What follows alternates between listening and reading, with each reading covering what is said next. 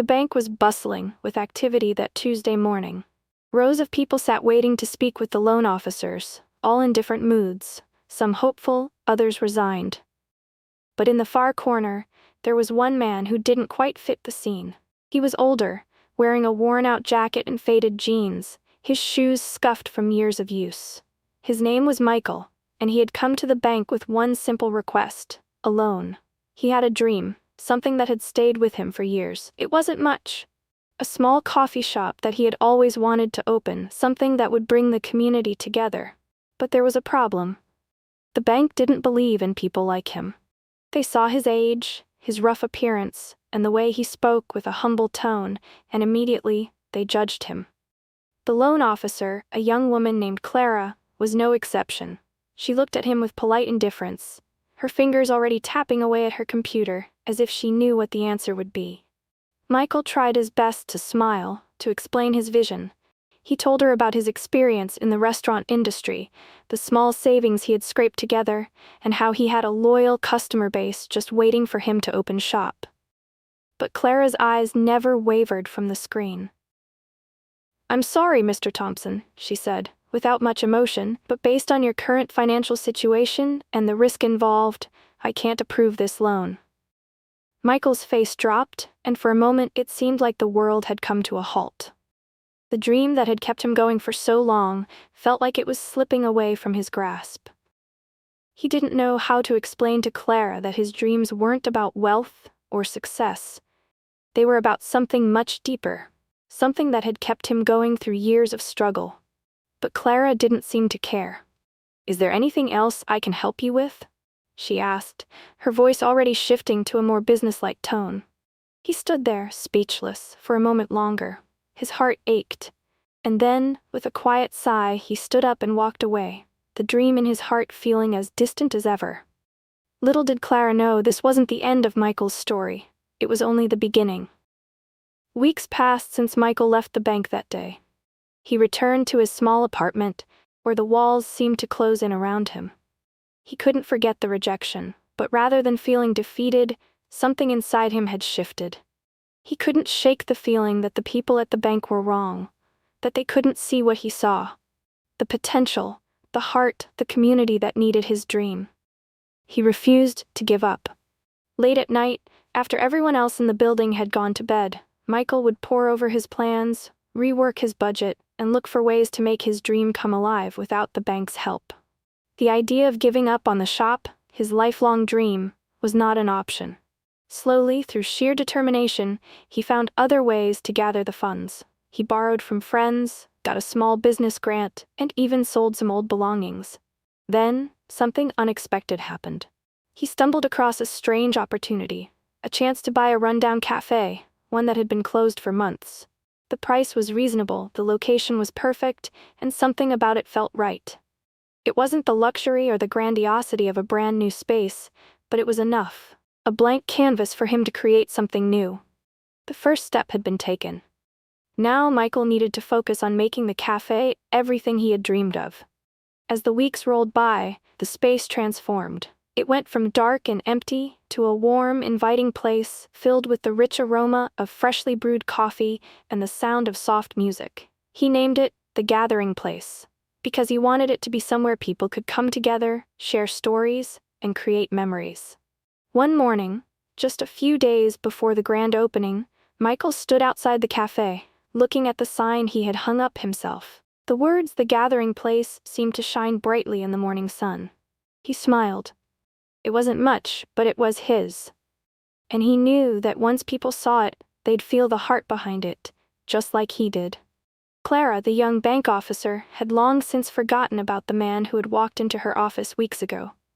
She was busy with her routine, processing loans, handling paperwork, and attending meetings. She had no idea that her rejection of Michael had set the stage for something far bigger.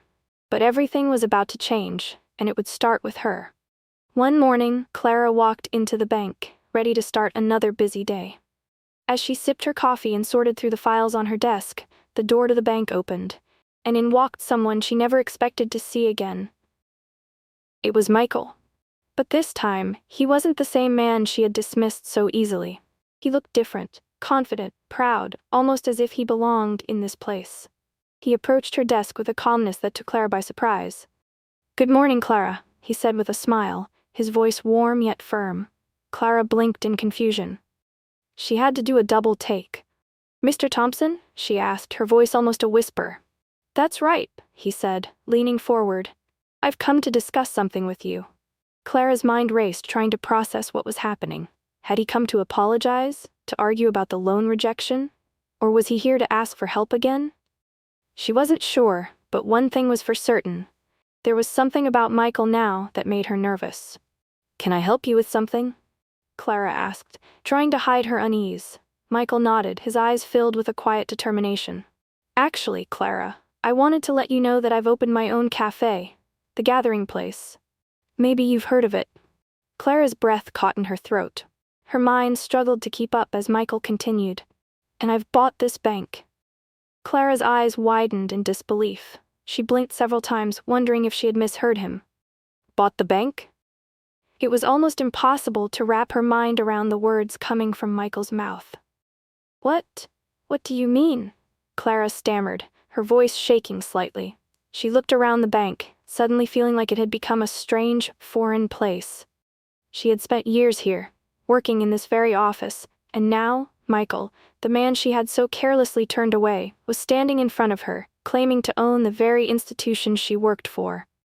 Michael leaned in slightly, a hint of a smile tugging at the corners of his lips. "I bought the bank, Clara. The whole thing. It's under new ownership now." Clara's mind raced. She couldn't process it.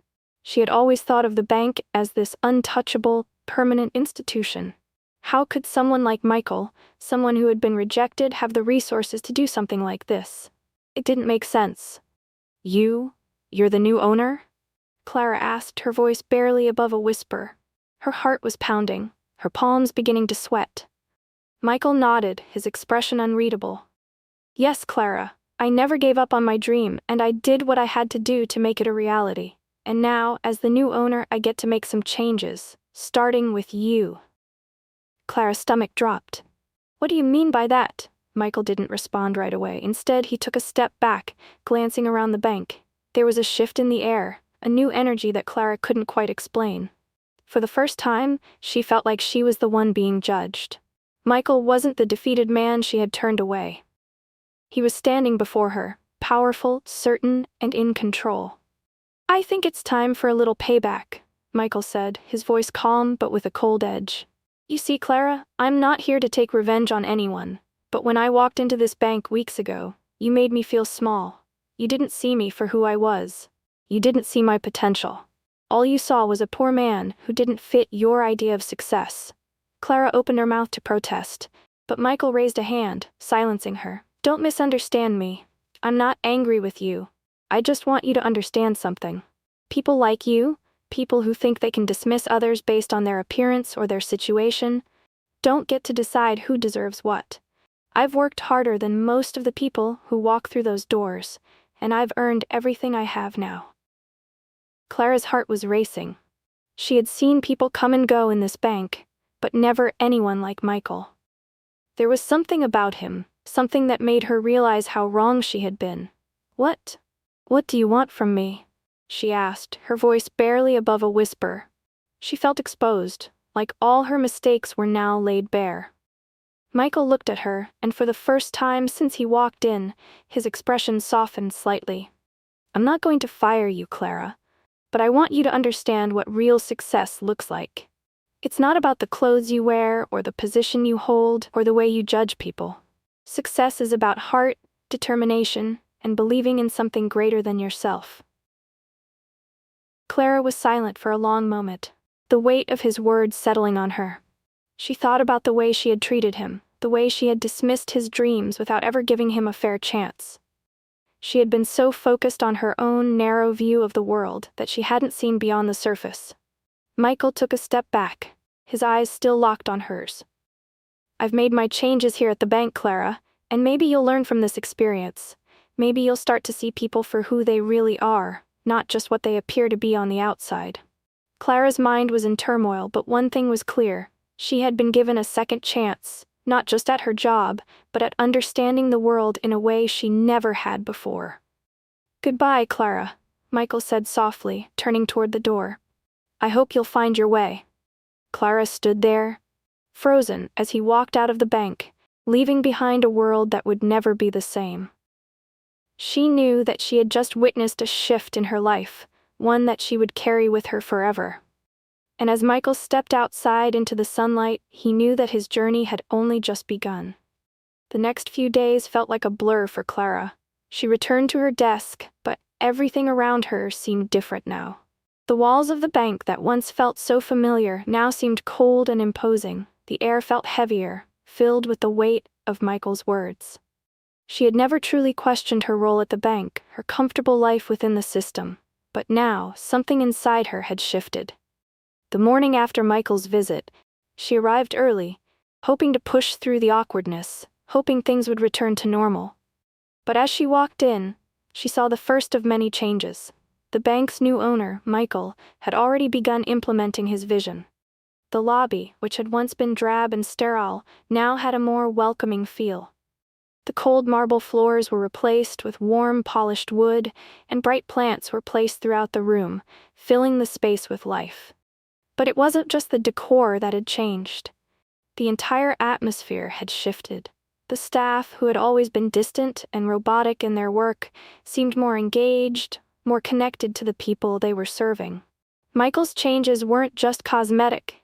They were profound, touching everything from the way customers were greeted to how employees were treated. It was clear that he was creating something new, something meaningful, something that mattered. Clara sat at her desk, staring at the paperwork in front of her, but her mind kept drifting back to Michael. His words echoed in her head. Success is about heart, determination, and believing in something greater than yourself. She felt guilty for how she had treated him, how she had dismissed him so easily. How had she ever thought someone like him didn't deserve a chance? As the days passed, Clara tried to focus on her work, but it was hard to shake the feeling that she had missed something important. Something vital. Her job no longer felt the same. The same transactions, the same paperwork, the same customers. It all seemed insignificant now. One afternoon, while taking a break in the cafeteria, Clara overheard a conversation between two colleagues. They were talking about the new changes that Michael had implemented at the bank. But it wasn't just about the physical upgrades. One of them mentioned that Michael had also made it a point to give the employees more voice in decision-making, something that had never happened before. "Did you hear?" one of the employees whispered. Michael gave a portion of the bank's profits to local charities, focusing on community development. It's amazing. He's not just about making money, he's about making a difference. Clara's heart skipped a beat. She had heard about the charities, but she hadn't realized the extent of Michael's commitment to the community. She had assumed, like many others, that the new owner would be just another businessman, focused on profits and status. But Michael wasn't like that. He was using his success to help others. Clara felt a lump form in her throat. She felt ashamed of herself. She had spent so much time judging people, basing their worth on their outward appearances, and she had completely missed the bigger picture. Later that evening, Clara found herself standing outside the gathering place, the cafe Michael had opened. It wasn't too far from the bank, and somehow she had found herself walking there after work, almost like she was being drawn to it. She stood outside for a moment, watching the light shining through the windows, the warm glow spilling onto the sidewalk. She could hear laughter and chatter from inside. It was the kind of place that made people feel at home, that made them feel seen and heard. Taking a deep breath, Clara stepped inside. The cafe was bustling, filled with the comforting aroma of freshly ground coffee. People sat at tables, talking, laughing, reading books, and working. Michael was behind the counter talking to a customer. He looked up as Clara entered, and for a moment their eyes locked. He smiled. It wasn't a smile of triumph, nor one of mockery. It was a simple, genuine smile that made Clara feel, for the first time in a long time, like she had walked into a place where she belonged. "Clara," Michael said, his voice warm but not overbearing. "What brings you here?" She hesitated, feeling a wave of nervousness wash over her. She had no idea what she was doing here or what she was supposed to say, but she knew she had to say something. I wanted to thank you, Clara said, her voice soft, almost unsure. Thank you for showing me that success isn't about appearances or status. I've realized I've been looking at things all wrong. Michael's expression softened. It's not about showing off, Clara. It's about making a difference, no matter where you come from or how much you have. The world needs more of that. Clara felt her eyes well up, the emotion catching her off guard. She had underestimated him so much, but now she saw the depth of his vision. His heart. He wasn't just a man who had overcome rejection, he was someone who had used his experiences to build something meaningful, something that could change the world for the better. And for the first time, Clara felt like she understood what true success meant. It wasn't about power, wealth, or control. It was about compassion, integrity, and making a real impact. I'm sorry, she whispered, her voice thick with emotion. Michael gave her a reassuring smile. You don't have to apologize, Clara. Everyone has their own journey. It's never too late to start seeing the world differently. As Clara left the cafe that night, she felt a sense of peace she hadn't felt in a long time. The weight that had been hanging over her for so long seemed to lift, and she walked away with a new perspective, one that would guide her in the days to come. And as for Michael, he continued to build his dream, not just for himself, but for everyone who had ever been dismissed, overlooked, or underestimated. Because he knew that real success wasn't measured by money or power. It was measured by the lives you touched and the difference you made along the way. Clara's life began to change in subtle ways after that evening at the gathering place. She spent the following weeks reflecting on her behavior, on the way she had treated people, and the narrow lens through which she had viewed success. Michael's words echoed in her mind constantly, and as much as she tried to carry on with her old routine, she felt an undeniable pull to do something more, something meaningful. Her colleagues noticed the change. The woman who had always kept her distance from others, who'd maintained a professional, cold demeanor, was now engaging more, offering support and even speaking up during team meetings. Clara found herself becoming more involved in the community projects the bank now supported under Michael's leadership. It wasn't just about the charity work or the money, it was about using the resources to genuinely impact lives. Michael's influence was growing, not just within the bank but in the larger community, and Clara could see it now. She wanted to be a part of that change. One afternoon, after another successful community event sponsored by the bank, Clara found herself at the gathering place again. This time, she didn't hesitate. She walked straight up to the counter, where Michael was preparing a fresh pot of coffee.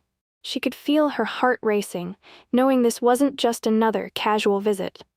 Michael, she began, her voice steady but sincere, I've been thinking about what you said, about what success really means. He paused, looking up from the counter with a curious smile. I'm glad to hear that, Clara. I want to do more, she said, the words coming more easily than she expected. I don't want to just be another face in the crowd, sitting behind a desk. I want to make a real difference too. Michael's eyes softened as he wiped his hands on a towel. What exactly do you have in mind? Clara hesitated for a moment. She had an idea, but it was a big one. I want to start an initiative, one that helps underprivileged kids gain access to education and resources. I've seen too many young people with potential, but they don't have the opportunities they deserve. Michael studied her for a moment, and Clara could feel the weight of his gaze. For a brief second, she wondered if he thought she was just talking big. But then he smiled, that same smile that had first welcomed her into his cafe. I think that's a fantastic idea, Clara, he said, and I'd be happy to help you bring it to life. Clara felt a rush of emotion. This was it. This was what she'd been waiting for. Not just the chance to make things right, but to take that leap, to act on the vision that Michael had sparked in her. It wasn't going to be easy, but nothing worth doing ever was. Over the next few months, Clara and Michael worked together to launch the initiative, combining their resources and connections. The program began by providing mentorship, tutoring, and scholarships to young students in need, with a focus on creating sustainable opportunities for them to thrive beyond high school. The impact was immediate. Kids who had once been overlooked by society now had a platform to succeed. Clara felt a deep sense of fulfillment, knowing that the work she was doing wasn't just about financial success or professional recognition. It was about creating change, real change, that would ripple through generations. But as time went on, something more unexpected began to unfold. People from all walks of life, from the bank employees to the people who frequented Michael's cafe, began to take notice. They, too, were inspired. They saw how one person's dream could spark a larger movement, how kindness and empathy could lead to something bigger than just a business. It was a movement that transformed not just the community, but the people within it, including Clara herself. One day, as Clara sat in her office at the bank, looking over the latest progress reports, she received a phone call from Michael. "Clara," he said, his voice full of excitement, "I think it's time we take things to the next level. We've been talking about starting a foundation, right? Well, I think we're ready to make it official." Clara's heart skipped a beat. A foundation. It was everything they had been working toward. They had helped so many individuals, but a foundation would give them the platform to reach so many more. "I'm all in," Clara said, her voice filled with conviction. "Let's do it." As the days passed, Michael and Clara worked tirelessly to get the foundation off the ground. It was a monumental task, but it was also the culmination of everything they had set out to achieve. And when the foundation officially launched, it was more than just a business venture. It was a testament to the power of perseverance, empathy, and belief in something greater than oneself. The cafe, the gathering place, continued to thrive. It was now not just a place for coffee, but a symbol of hope, community, and transformation. People from all walks of life came together there, finding support, inspiration, and connection. Michael had turned his dream into something that impacted far more than just a local community. He had created a movement that would continue for years to come. As for Clara, she found herself at the heart of this change, a driving force in the foundation's success. She had come a long way from the woman who once judged Michael for his appearance, and now she was a part of something far bigger than she could have ever imagined. She looked out the window of her office one afternoon, her heart full of gratitude. She had learned so much about success, about empathy, about the power of second chances. And she knew one thing for certain: life wasn't about the loans we are granted or the judgments we make. It was about the choices we make, the people we lift up, and the difference we leave behind. Hey there! I hope you enjoyed this story and found the message just as powerful as we did. If it resonated with you, don't forget to show some love by hitting the like button, leaving a comment to let us know your thoughts, and sharing this with your friends so they can experience it too. And if you want more stories like this one, be sure to subscribe so you never miss an update. Your support means the world, and we can't wait to bring you more content that inspires and uplifts. Thank you for being a part of this journey.